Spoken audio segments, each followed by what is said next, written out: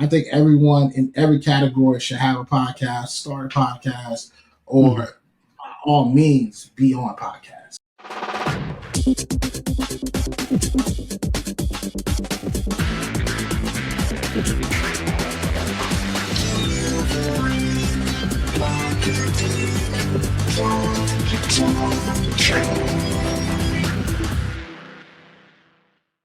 Hey there, and welcome to a brand new episode of Delivering Marketing Joy. I am your host, Kirby Hassman, and joining me today is a brand new rock star. I'm so excited to dive in today. He is the networking maestro, the founder of Pod Pro Max, and the voice behind the School's Over, Now What podcast. Shawn Anthony, thanks so much for taking the time, man. Hey, man, I'm excited to be here, man. One thing I like about you already is I can tell you've done your research and excited to pour into your audience any way I can. That's awesome. That's awesome, man. I appreciate you saying that. And I have had a chance. I was telling Shawn right before we started recording, I've watched a podcast with him before, and I just love his energy, and I think everybody's going to enjoy it. So, first question, diving in, you have an incredibly successful podcast with some of the biggest names. I mean, you've had Ed Milet, you've had like some of my heroes on your podcast, and that's super cool, especially those folks in the personal development space. But most people don't start there. Like they don't just call up Seth Godin and, ring him up and get him on. So how did you get started? What's your kind of story in getting going with your podcast? Oh, man, I love this question, man. You're right. Most guys don't start out that lucky, right? And I call it, also too, great timing. I stumbled across podcasting. I stumbled across it, and I actually stumbled across it while I was driving. And so I took a promotion back when I was in my big corporate mindset. And before corporate, I was actually throwing a bunch of parties. But I was Nice. in my corporate mindset, right? I took a job, Kirby, that took me pretty much about 6 hours away from my family. So I drove from North Carolina to Virginia for 6 months. And then all this happened when my wife was pregnant. And the crazy thing about it is I had to stay up. So I saw like a Dunkin' Donuts one time, and I grabbed my phone and I pressed this weird purple app, the podcast app. Right.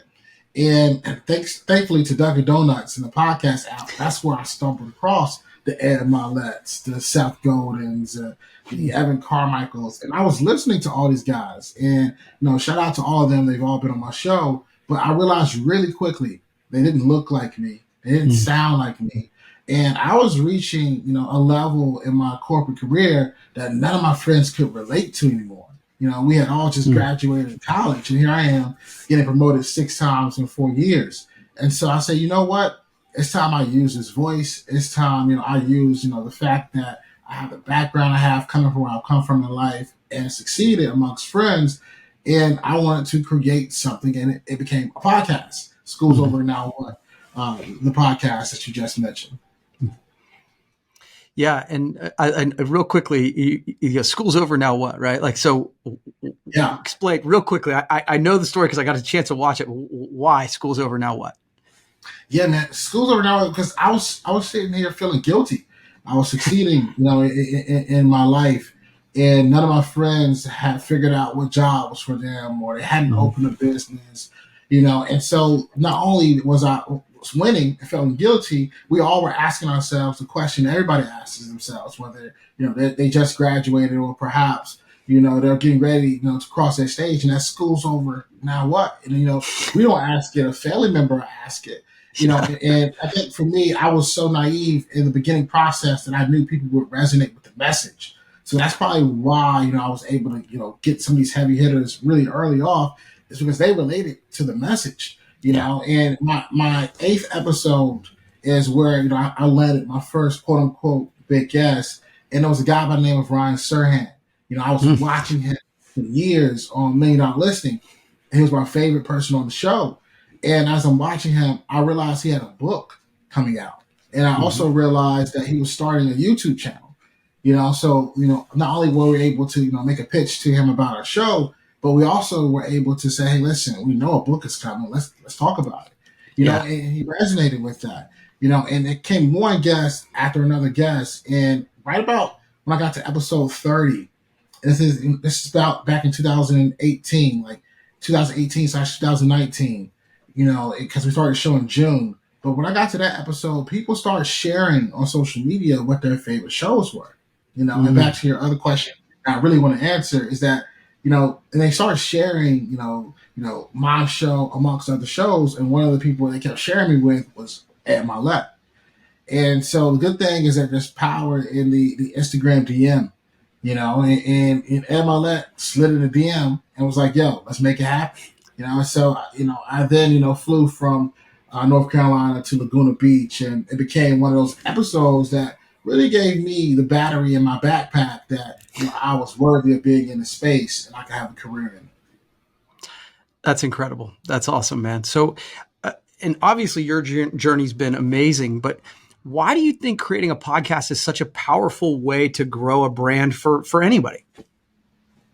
Man, it allows you to create your own narrative. It allows for you to be the storyteller, not the person that people are telling stories about. And I think that right there alone is the real aha. And I think you're able to talk about your courses, talk about your hobbies, talk about what's happening in the world. Like to me, it's the greatest thing that could probably ever been created outside of bread. But it's something that allows for you to really be in charge of your own life. So I think everyone in every category should have a podcast, start a podcast, or by all means be on a podcast. Yeah, I love it. Well, so I got to imagine, because you have that feeling, because you've had your success, people come up to you and ask you, okay, I want to start a podcast. What do I do? So what advice I'm assuming that's true. So what advice do you give them?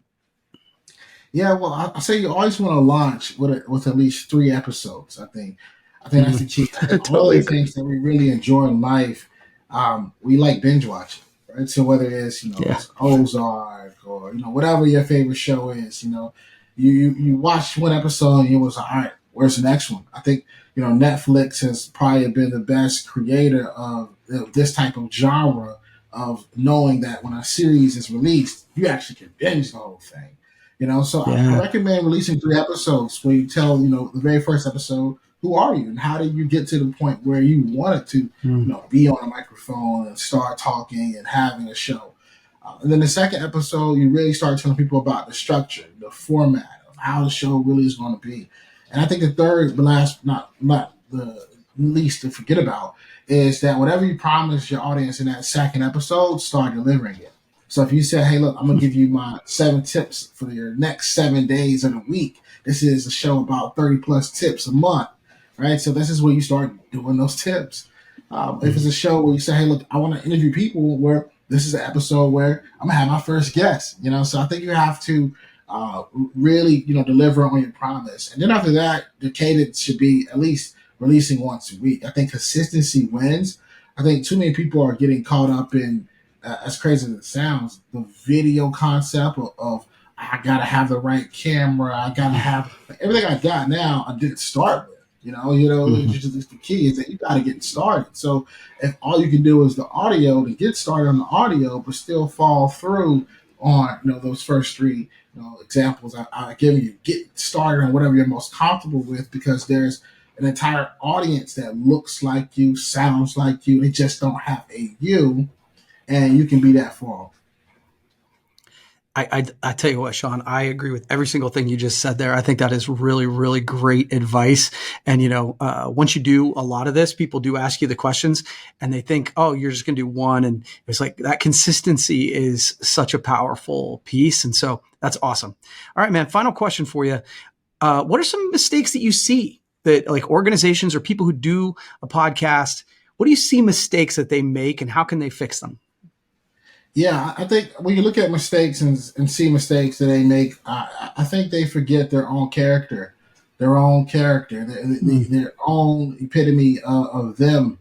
If the goofy thing they think nobody likes, somebody loves. And I think organizations that are starting to do this, they're doing it more from a handbook perspective of teaching when it needs to be from the perspective of general conversation.